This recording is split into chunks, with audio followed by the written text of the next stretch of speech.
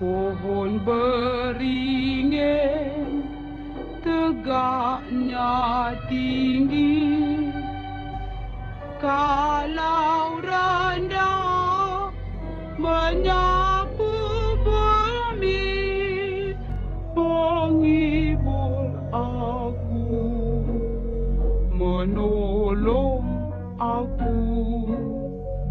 Bertiuplah, oh angin bayu, laju, laju, buaiku laju. Assalamualaikum, apa khabar semua anak-anak Mak Jah di luar sana? Alhamdulillah. Seperti biasa, Mak Jah sentiasa mendoakan anak-anak Mak Jah di luar sana sihat walafiat, dimurahkan rezeki dan dipermudahkan segala urusan dan pekerjaan dan dijauhkan dari malapetaka dan bencana. Amin. Pada bulan yang mulia ini, Mak Jah sangat teruja bersama-sama dengan anak-anak Mak Jah di luar sana. Walaupun kita tak pernah berjumpa, tetapi kita Mak Jah berkongsi cerita dan anak-anak Mak Jah di luar sana sudi mendengarnya. Alhamdulillah. Apapun Mak Jah mengucapkan berbanyak-banyak terima kasih kepada anak-anak Mak Jah yang banyak menyokong Mak Jah, yang memberikan komen-komen yang positif, mendoakan kesihatan kami sekeluarga. Semuanya Mak Jah sangat-sangat menghargai dan sangat-sangat berterima kasih kepada anak-anak Mak Jah. Okey, seperti biasa pada minggu ini Mak Jah akan berkongsi pengalaman sepanjang Mak Jah membuat syuting sebuah drama iaitu berjudul Rabak.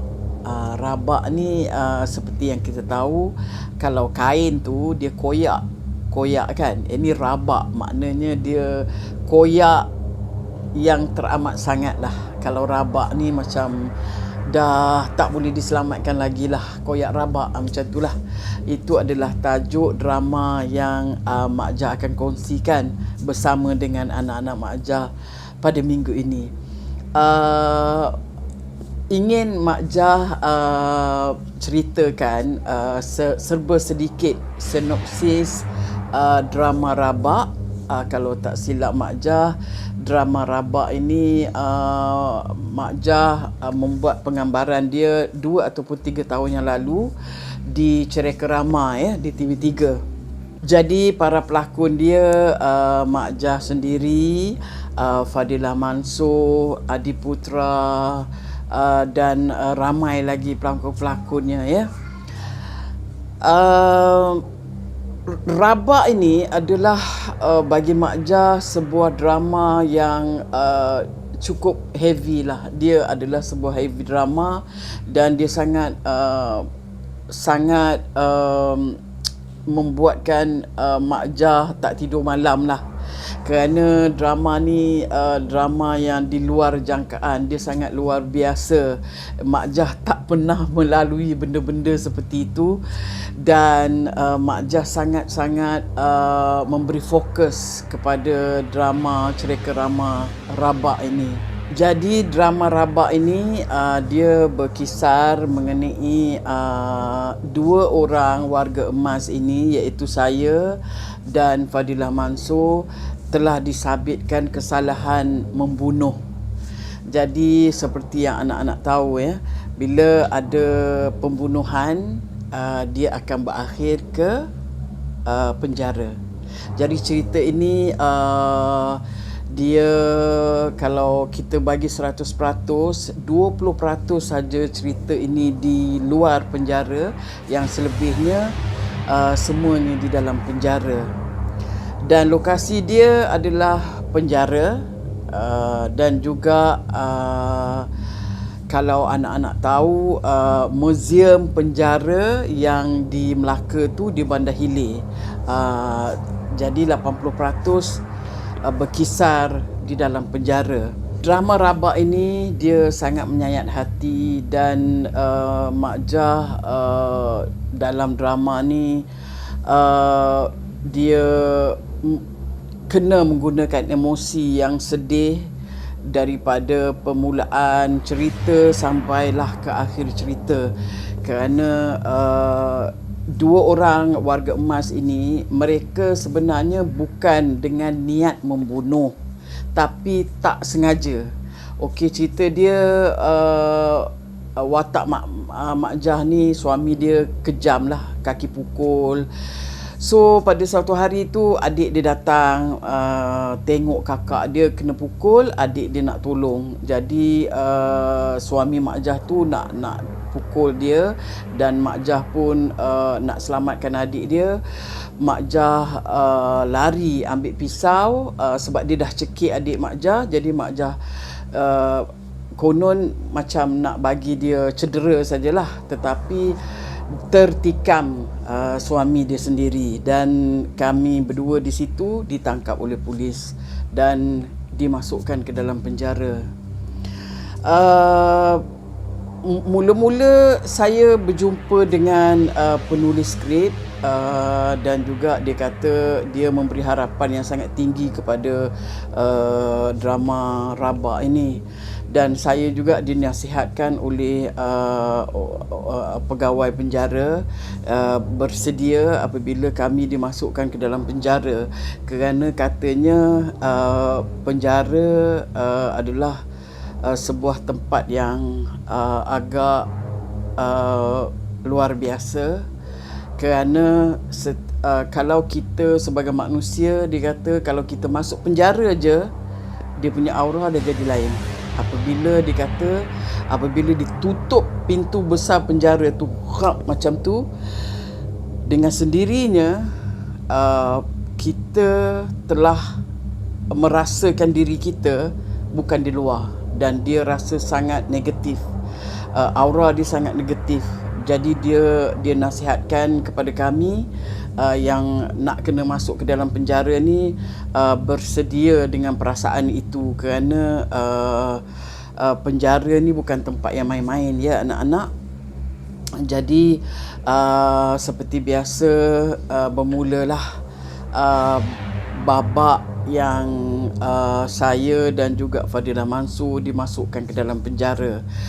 Masa tu kami pun pergi ke penjara, dan bila kita nak masuk ke dalam penjara tu, semuanya telah dikira lah berapa orang, kru berapa orang, apa equipment, segala-gala bendanya semua sangat detail, sangat ditulis apa yang masuk, apa yang tak boleh masuk, dan handphone semua tak boleh masuk. Yang hanya boleh masuk adalah kita selai sepinggang aja. Semua benda-benda lain semua tinggalkan di luar. Pada saat tu saya rasa macam dah mula berdebar-debar. Lepas tu okey, time kami nak masuk tu ada time dia. So bila kami masuk ke dalam penjara, bila masuk aja pintu pun ditutup. Sangat betul, sangat benar apa yang telah diberitahu oleh pegawai penjara. Apabila pintu ditutup, bunyi dia sangat kuat, bunyi dia kuat lah. Jadi saya macam saya dah rasa lain dah. Bila masuk dalam tu, saya dah rasa macam saya dah tak rasa diri saya dah. Saya rasa macam saya adalah banduan, sebab dia sangat luar biasa. Satu perasaan yang Mak Jah tak pernah rasa sebelum ni, yang memang sebab kita pun dah dipakai ke baju penjara, kita merasa memang banduan. Memang Mak Jah sendiri dah tak payah berlakon dah. Memang dah rasa banduan dah, tangan digari, dan dia sangat menyedihkan. Dia macam saya sangat sedih lah. Saya sangat depressed, saya sangat sedih. Saya tak tahu, tapi mungkinlah begitulah perasaan orang-orang yang banduan-banduan yang dimasukkan ke dalam penjara. Tapi untuk yang di penjara tu, yang betul tu, kami tak boleh buat banyak babak, kerana dia hanya yang kecil-kecil saja, 2-3 scene saja boleh di situ. Selebihnya kami kena menyambung penggambaran kami di Museum Penjara, iaitu di Bandar Hilir. Di situ kita boleh buat apa sajalah, masuk ke dalam sel. Sebab yang penjara yang betul, kami tidak dibenarkan untuk syuting dalam sel. Saya pun syuting, telah siap syuting, kami pun balik. Saya rasa sangat, bila buka penjara tu, kami keluar balik, kami rasa macam sangat boleh bernafas. Tadi tu macam saya tertekan tau, bila satu perasaan depres, satu tekanan yang amat dahsyat. Lepas tu bila kita rasa macam kita dibelenggu. Tapi bila kita dah bebas di luar, kita rasa macam Masya Allah, kita sangat-sangat menghargai kehidupan kita, ya anak-anak. Lepas tu besok tu kami menyambung penggambaran kami di Museum Penjara. Cerita dia, babak-babak misteri, babak-babak seram bermula di Museum Penjara. Di Museum Penjara ini kami syuting dari bukan petang jugalah, lebih kurang macam tu sampai ke malam. Tapi kami dinasihatkan ada section yang kami tidak dibenarkan masuk kerana dia agak keras. Selalu kami tidak dibenarkan, hanya di sebelah yang kami dibenarkan saja. So di dalam tu dia ada sel, dia ada beberapa sel yang saya pun pergi survey dulu. Director bawa saya masuk ke dalam sel, dan saya pun terpaksa ambil aura dia dulu, pergi masuk dalam, rasa macam mana perasaan dia dekat dalam tu. Sel yang saya buat ni, yang dibenarkan syuting ni, dia tidak jauh daripada sel yang kiranya banduan terakhir. Dia ada tempat gantung, siapa nak ukur gantung tu dekat depan. Jadi kebanyakan scene saya ni dia scene malam. Dan saya di dalam penjara, dia ada 3 orang. Saya, adik saya Fadilah Mansur, dan ada kawan seorang lah yang di dalam penjara tu. Saya boleh merasakan yang aura di dalam penjara tu, aura yang sangat negatif, ya, yang ada semua dalam gambaran kepala saya. Dan saya juga diberitahu yang sel yang saya duduk ni dulu orang dia macam ni. Ada yang bunuh diri pun ada dulu. Sebab biasalah kalau banduan ni, dia macam-macam benda dia boleh buat. Untuk kadang-kadang dia terlalu takut untuk dia hukuman yang berat, dia bunuh diri dia dengan apa sajalah dia boleh melakukan semua tu. Okey, ada satu hari tu saya, sebab ini museum ni orang boleh masuk lah. Jadi suami saya dia teringin jugalah nak ambil gambar. So dia ambil gambar tempat yang sel yang saya duduk tu. Masa tu saya nak pergi ke sel tu, dia ambil gambar dan kamera ada dekat situ. Dan betul-betul tak jauh daripada situ adalah tempat banduan terakhir. Dan di atas tu rupanya tempat hukum gantung ni, dia atas tu, kemudian bila dia digantung kan, mayat tu akan jatuh ke bawah. Saya nampak kamera yang suami saya ambil tu, saya nampak seolah-olah ada macam body yang tergantung, tapi bukan di dalam kamera yang director tu tangkap, hanya kamera yang kami tangkap saja. Tapi kami dah delete dah. Saya cakap dekat suami saya, jangan simpanlah benda-benda macam ni. Dan sangat mengerikan lah, sebab dia nampak macam satu cahaya, tapi dia nampak macam ada benda tergantung. Saya macam, oish, bayangkan ketakutan saya masa nak buat scene yang di dekat museum ni. Museum ni memang biasalah, kalau penjara kan, macam-macam orang dah mati dekat situ yang dapat hukuman dekat situ. Dan kadang-kadang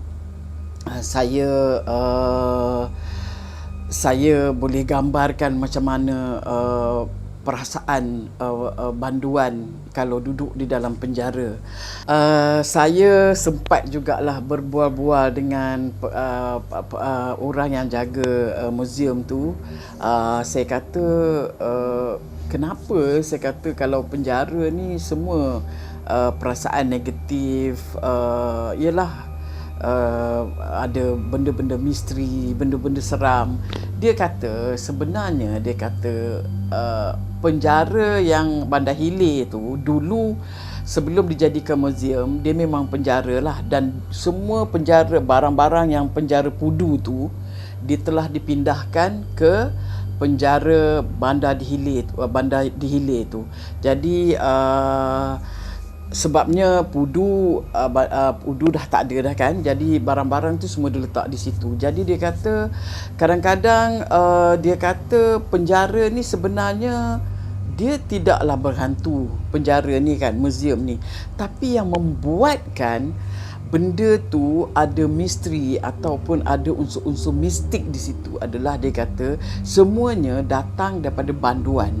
Dia kata banduan selalunya bila masuk penjara ni, dia bukan calang-calang orang, dia gangster-gangster, dan mereka ni banyak menggunakan ilmu hitam. Jadi dia bawa tangkal dia masuk penjara, dan segala macam benda lah, benda-benda yang jin-jin ni yang menjaga dia orang tu, dia bawa masuk dalam penjara. Dia simpanlah celah manalah. Dia orang ni pandai kan. Jadi pegawai penjara tu cakap dengan saya, pernah dia kata berlaku, ada suatu kali tu dia kata ada satu orang ni, dia nak tengok tali gantung. Okey, tali gantung orang yang sangat berpengaruh lah. Mungkin benda tu dia dah jadikan pameran ke apa, dia nak tengok sangat, dia nak tengok dekat ke macam mana. Apabila dia tengok saja, mungkin dia dah kerasukan, dia dah histeria. Perempuan, dia seorang perempuan tu dah histeria, dia kata. Jadi dia orang ni terpaksalah panggil ustaz pula. Dia ustaz kata adalah dia punya lembaga dekat atas badan dia tu yang dah merasuk perempuan ni. Jadi perempuan ni dah dipulihkan oleh ustaz. Jadi macam-macam kejadian yang berlaku di museum penjara tu kan, sebab ada banyak barang-barang yang orang kata peninggalan dulu-dulu kan daripada penjara. Jadinya itu adalah satu kejadian yang bagi saya sangat menyeramkan lah. Sebab dia kata dia kata ada satu tempat tu yang dia tak bagi kita orang masuk ke situ, kerana dia kata ada satu sel tu dekat hujung tu. Dia kata sel tu dia agak luar biasa. Memang dia selalu mengacau lah. Jadi dia kata macam dia punya shilling tu dia orang dah repair pun dia masih terbuka juga. Dan kebetulan dia kata ada orang yang tukang, yelah kadang-kadang ada kerosakan, dia orang panggil lah orang repair kan dia punya shilling apa semua, dan dia orang jumpa, kadang-kadang dia orang jumpa tangkal yang tak tahulah tangkal apa. Dan ada satu orang tu dia kata Dia biasalah, dia jumpa tangkal macam tu, dia bawa balik. Dia bawa balik rumah. Lepas tu dia terus jadi macam rasuk, dia terus jadi macam gila. Dan kemudian tak tahu macam mana, dia tak tahu apa dia buat, dia pergi berubat lah apa agaknya. Jadi benda tu dia mungkin dia bagi balik kepada orang yang jaga tu lah. Jadi kejadian dia sangat macam menakutkan. Bayangkan saya kalau nak ke mana-mana pun saya kena berteman. Nak kena, orang kata nak pergi bilik air ke, ataupun kita daripada satu babak ke babak yang lain, dia ada macam-macam lah. Ada yang kita bukan dalam sel tu aja, kita ada juga yang kita kena babak tu pergi ke tempat lain, keluar daripada sel, ada tempat makan dia, segala benda lah. Jadi saya memang kena berteman. Sebab apa? Bila saya masuk penjara tu, saya rasa diri saya ni, setiap pergerakan saya diperhatikan. Maknanya saya sentiasa merasa ada yang mengikut saya. Kalau saya berjalan berdua pun, saya akan pandang, sebab saya rasa ada yang ikut saya. Tapi saya, alhamdulillah, saya tak nampak seketul macam tu. Tapi saya rasa masa saya duduk dalam sel tu, saya rasa ada yang memerhatikan saya. Lepas tu saya pun borak dengan kawan saya, mereka pun rasa macam tu. Jadi kami sentiasa macam dalam ketakutan. Bayangkan sel tu memang kecil, dia panjang, dia cuma muat 3 orang saja, itu pun kena berimpit kan. Jadi kami macam memang sangat tak selesa, dan dia tak boleh bernafas dengan sempurna, sebab dia sangat macam dia gelap, dan perasaan tu menghimpit kami. Kami rasa macam kami sentiasa diperhatikan. Jadi kami macam sangat tak selesa lah. Saya rasa macam 7 hari saya buat cerita tu, saya bukan rasa 7 hari, saya rasa berbulan-bulan bila nak habis cerita ni. Dia sangat penat, sangat tertekan, badan saya rasa berat, saya rasa macam depres yang sangat kuat. Sampaikan bila orang tangkap, suami saya tangkap gambar saya dengan baju penjara, dia ada macam-macam colour ya anak-anak. Dia ada colour purple lah, biru lah, oren lah, macam-macam. Dia ada peringkat-peringkat dia akan tukar baju tu. Jadi dengan sendirinya, bila suami saya tangkap gambar saya, muka pun dah tak macam muka saya dah. Muka pun macam dah depres gila. Bayangkanlah, saya cuma berlakon yang melakonkan watak banduan, dan duduk dalam penjara, saya dah rasa aura dia yang amat kuat. Saya tak tahulah macam mana banduan-banduan yang sebenarnya rasa. Dengan itu saya berdoa, banyak-banyak untuk family saya dan untuk semua anak-anak saya di luar sana, supaya kita dijauhkan Allah daripada menerima nasib yang sebagaimana banduan-banduan di situ. Dijauhkan Allah supaya kita sentiasa hidup kita aman, dijauhkan daripada orang kata kejahatan dunia ini.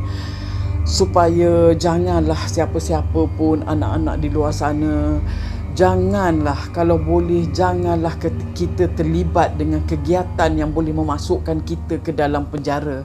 Kerana penjara ini bukannya tempat main-main anak-anak.